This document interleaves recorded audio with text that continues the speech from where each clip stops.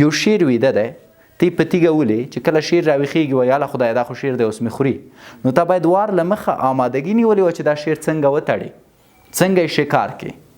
که د شکار پلان نه لرې ولې شیر راویښوي که ته غواړې ډاکټر شي په داسې حالت کې چې د وینې په کتو زوفتېږي نو ته ولې وکاله پوهنتون وایي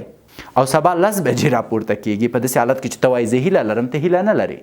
که ته د شپې ویده کېږي او سبا سهار ته وخته نشي راپورته کېدی د خپلې هیلې دپاره هیله نه لري چې هره جنۍ زه غواړم زه فکر کوم کولی شم لاسته یې راوړم چې په ځان مطمئن یم بس هیلې هم همداسې یوه مسله ده او ته باید د هیلو د پیدا کولو مخکې د خپلو مغزو نه کار واخلي اول باید ټول پوه شي چې که چېرته تاسو په ژوند کې غواړئ هیلې ولرئ نو د هیلو درلودل د غمونو رابلل دي هر هغه څوک چې په ژوند کې هیله لري معنی دا چې نه غواړي ارامه ژوند وکړي معنی دا چې نه غواړي په قراره اوسي معنی دا چې نه غواړي خوشحاله اوسي یو بې هیلې تنبل انسان په کور کې پروت دی ټوله ورځ پبجي وهي خوشحاله دی خو یو انسان چې هیله لري هغه مجبوره دی پیاده وګرځي هغه مجبوره دی دفتر په دفتر خپل سی وي ولیږي هغه مجبوره دی د خپل تجاري فکر دپاره یو تجار ته زارۍ وکړي تر څو هغه ورته پیسې ورکړي او دی انویسټ کړي پس د هیلو رابلل یا د هیلو درلودل د غمونو رابلل دي او په دې موضوع باید اکثره خلک پوه شي زموږ ډېری خلک فکر کوي چې هیلې یو ډېر عادي شی دی یو وایي زه غواړم ولسمشر شم یو وایي زه غواړم ډاکټر شم یو غواړي زه غواړم بیلونر شم دونه اسانه نه ده که ته هره هیله لري په اصل کې تا یو مصیبت ته لاره جوړه کړې یو غم ته د ښه راغلاست ویلی او که چېرته په غیرت د دې غم سره نشي مقابل کېدی نو ولې هیله لري یو شیر ویده دی تی په تیږه ولې چې کله شیر راویښېږي وایي هله خدایه دا خو شیر دی اوس مې خوري نو ته باید وار له مخه آمادګي نیولې وه چې دا شیر څنګه وتړي څنګه یې شکار کړي که د شکار پلان نه لرې ولې شیر راویښوي که د هیلو د رسیدو پلان نه لري که جرأت نه لري که غیرت نه لري ولې هیلې راټوکوي زه ډېری نارینه لرم مثلا یو جنۍ ګوري ښه پوهېږي چې دا د دې د سویې نه لوړه ده پلار یې ډېر جیز غواړي دا جنۍ داسې یو نفر غواړي چې ماسټر اوسي با کرکټر او با شخصیته اوسي ښه پوهېږي چې هغسې یو څوک غواړي دا ورګوري والا څه ښایسته سترګې دي اوکې سبا ته راځي والا اوس مې بیخي خوښه شوه په بل سبا ته ورته چې دی لرې کې پټي آهسته آهسته په د سړي کال تیر شي مجنون شي سبا ته جنۍ ورته چې ورشي په مرکه وایي جنۍ خو نه درکوو ته څه بېکاره سړی بیا جاړي ما ته جنۍ نه راکوي ولې نه درکوي چون ته خدای والا یې که ته یوه هیله لري مثلا فرض وکړئ که زه وغواړم زما په ژوند کې یوه جنۍ او زما خوښه شي امکان نه لري ماته یې رانه کړي زه همیشه وایم په افغانستان کې چې هره جنۍ زه وغواړم زه فکر کوم کولی شم لاسته یې راوړم چون په ځان مطمئن یم بس هیلې هم همداسې یوه مسله ده او ته باید د هیلو د پیدا کولو مخکې د خپلو مغزو نه کار واخلي که ته هیله لري چې ډاکټر شي باید له ځان نه پوښتنه وکړي چې واقعا د ډاکټر کېدو وړتیا لرم مثلا که یو نارینه راغلی وایي چې زه غواړم ډاکټر شم په داسې حالت کې چې وینه ګوري ګرام زوفتېږي خو دا هیله بې معنا ده پس هیله دې بدله که مخکې د دې چې تا ودردوي دغه هیلو ته زحمت وکړي دقیق کلاسیک یو متل دی چې نو پین نو ګین زحمت بل پړاو دی د ټولو نه د مخه ته باید دغه کومه هیله چې ته لرې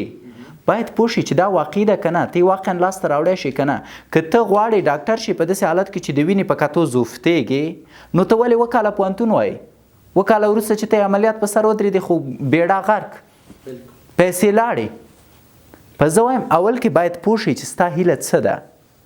او واقعا د هغې هیلې د زحمتونو سره مخ کېدی شي یو نفر غواړي سیاستمداره شي په سیاست کې خو وهل دي ټکول دي زندان ته تلل دي مشکلات دي دوه مخي ده په سبا یې دا نیولی بندي کړی دی 2-3 کنداغه یې والی دی ولا کوه نور زه سیاست وکړم خو اول نه به دې داسې هیله نه ټاکله چې ته نشي کوی د هغې د مشکلاتو سره مخامخ شي نو اول د خپل مغز نه کار واخلئ که زه وایم چې زه غواړم رسنیو ته راشم او زه غواړم د خلکو سره مرکه وکړم او زه دلته ناست یم زه د خپلو خبرو مسؤلیت هم په غاړه اخلم نو دی لومړی سټپ ډېر مهم دی په دومه برخه کې که چیرته تاسو هیله لرئ او تاسو د شپې ویده کیږئ او سهار ته بیړه نه لرئ چې زه باید زر راجیګ شم او د خپلې هیلې دپاره کار وکړم بس په اصل کې ته هیله نه لري زه ولې د مینانو مثال ډېر راولم زه چې کله کوچنی وم زما یوه جنۍ خوښېده ډېر کوچنی وم په کورس کې مو وه او غوښتل مې ورسره واده وکړم. بیا زه نه پوهېږم ژوند تغییر شو، ای کاش که نن هم وای ما شاید ورسره واده کړی. بیا به ما دا ویلی د شپې چې اوس زر سهار شي زما د کور وخت را ورسیږي چې زه لاړ شم د هغې مخ وګورم، دیدن ته یې لاړ شم. او کله چې مونږ کورس جالبه دا و چې د مونږ د کورس ټایم بدل شو. زمونږ کورس شو سهار 4 بجې به زه چا د خوبه راویښ کړی وم، امکان یې نه لره.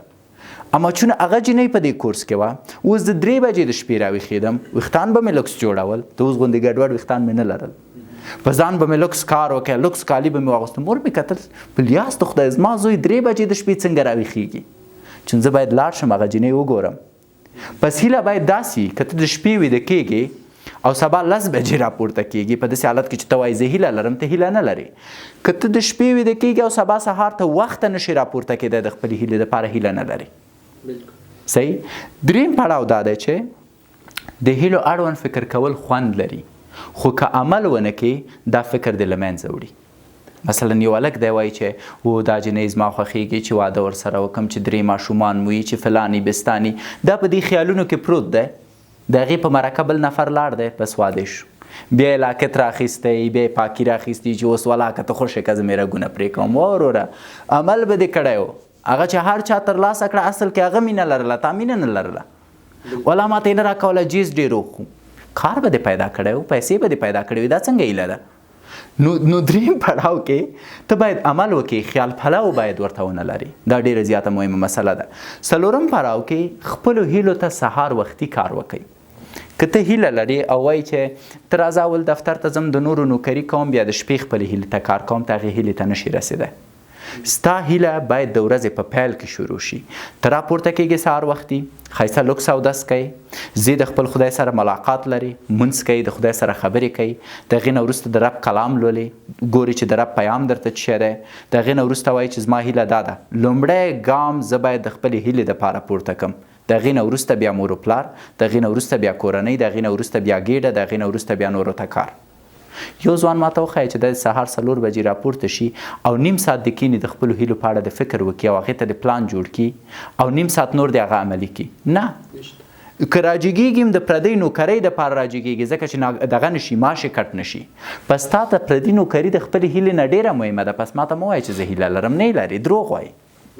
او وروستی خبره دا ده چې هیڅ هیله په دې نه ارزي چې تاسو ورته خپله روغتیا لیلام کړئ. هر هغه هیله چې لرې که هغې د خاطره خپل رب د ځان نه خفه کوي او خپل صحت ته تاوان رسوي، دا هیله نه ده. که زه چېرته داسې یوه هیله ولرم چې د هغې له امله زما ایمان ته ضرر رسیږي، زما هغه هیله په کار نه ده. مثلا زه غواړم په یو دفتر کې ښه مقام لاسته راوړم، یو نفر راځي ما ته وایي چې صحیح ده ته فلانکي نفر ته کویک کنو، هغه د وظیفې نه وباسو، تا ته دا مقام درکو، زما په کار نه ده. ولو هغه مقام که زما هیله وي، ولو که زما خوب وي، چون دلته زه د رب د سرو کرښو نه اخوا نشم تللی. او دوم مسله، که زه داسې هیله لرم چې هغه ما مجبوره کوي چې شپې ورځې ورته کار وکړم. ډېرې خلک وایي که هیله لري شپې ورځې به کار کوي. که زما هیله د دې لامل شي چې زه 8 ساعته خوب ونه کړم او زما یوه ګرده خرابه شي، سبا ته ماته څوک ګرده اخیستی شي، زما هغه هیله په کار نه ده. بس احمق کېږئ مه، خپلې هیلې ته سهار وختي کار وکئ او خپلې هیلې ته داسې کار وکئ چې تاسو نه خدای او د تاسو وجود، روح او مغز خفه نه اوسي. ویرات کوهلي پلار مړ کېږي او دا باید د خپل پلار په جنازه کې اوسي. هغوی هندوان دي، زه نه پوهېږم ورته جنازه ووایو که نه، خو په هر حالت د پلار په مړي کې باید اوسي. یا باید لاړ شي د فاینل ټیسټ دی په کرکټ کې. ویرات کوهلي د خپل پلار مړی پرېږدي، دوی خو یې سوځوي نه، هغه سوځول د ده نه پاتې کېږي، دا راځي کرکټ ته او فول مغز خرابه دی، شپږیزې وهي او دی بالاخره فاینل ته کامیابیږي او نور د ملي ټیم ته لار پیدا کوي. بیا دته خلک په فیسبوک کې تانه ورکوي، ورته وایي چې که دی سم انسان و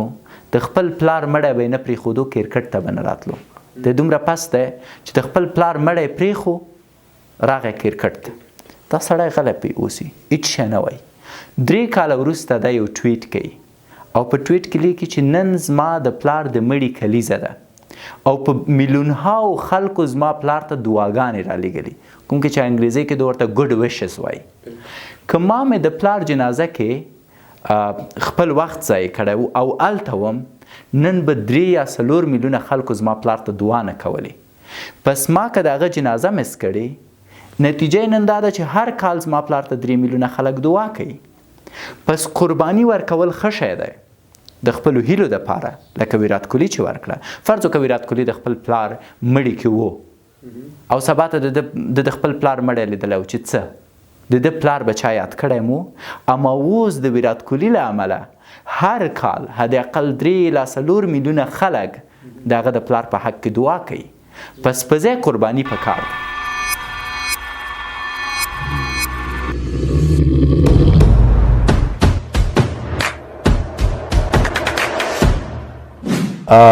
مونږ چا سره د ضعیفه مغز د تقویې لپاره مرسته نه کوو. مونږ سپین ماموریت جوړو چې یو داسې کلینیک دی چې په هغې کې به مایوسه، ډپرس او د ژور خفګان درلودونکو ځوانانو سره خبرې کوو او دوی به په خپلو پښو درو. سپین ماموریت داسې یوه پروسه ده چې په میلیونهاو په لکاو هغه ځوانان چې ناهیلي، ناامید او لوارو کې دي دوی ته لار ښایي. د آنلاین لارې موږ دوی ته سرویس یا کومکونه کوو تر څو وشي کولی خپله لاره پیدا کړي. دا زما یوه هیله ده او دا زموږ د ټیم یوه هیله ده چې باید پوره شي. ولې پرته د شکه ستاسو مالي مرستو ته اړتیا لرو. نو که چېرته غواړئ ناهیلي ځوانان، هغوی چې ژور خفګان لري، هغوی چې نه پوهېږي په ژوند کې څه وکړي، یوه وسیله شئ تر څو هغو ته لاره وښایئ. نه دا چې یوازې کومک ورته وکئ د 1 یا 2 ورځو دپاره، بلکې داسې ژوند بدل کړئ چې وشي کولی ټول ژوند خوشحاله اوسي او خپل ژوند په خپله جوړ کړي. نو کولی شئ را سره په اړیکه شئ. البته دا وټساپ شمېره یوازې دغه چا دپاره ده چې د سپین ماموریت مالی سپورټ یا مالی حمایت کوي. ستاسو هر روپۍ موږ ته ارزښت لري. مننه.